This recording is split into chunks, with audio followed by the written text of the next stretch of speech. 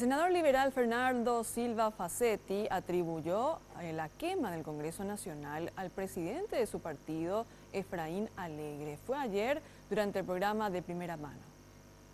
El senador liberal Fernando Silva Facetti aprovechó el espacio en el programa De Primera Mano para manifestar el análisis que hacen los llanistas con respecto a la quema del Congreso realizada por varios manifestantes el pasado viernes 31 de marzo. El senador apuntó al presidente de su partido como el autor intelectual de este hecho.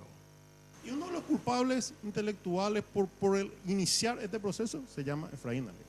Están las filmaciones, claramente el proceso se inicia cuando el presidente del partido, Efraín Alegre, busca en todo momento, al agredir a la policía, busca la reacción de la policía.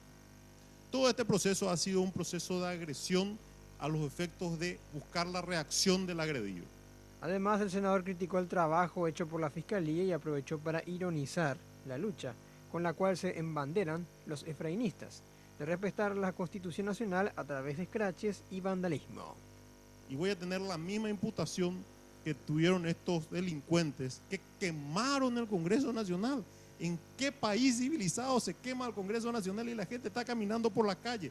Y hoy en los grupos estaban los denunciados, los imputados, estaban amenazando nuevamente en los grupos que iban a ir nuevamente a defender la Constitución, atracando la casa de los diputados.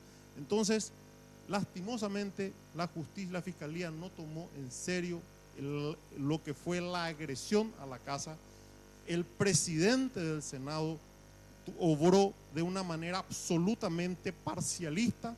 Él asumió el rol de presidente, de jefe, que jefe entre paréntesis, ¿verdad?, porque hace lo que dos o tres quieren, de jefe de un sector de 18 senadores y se olvidó lo que quiere la mayoría.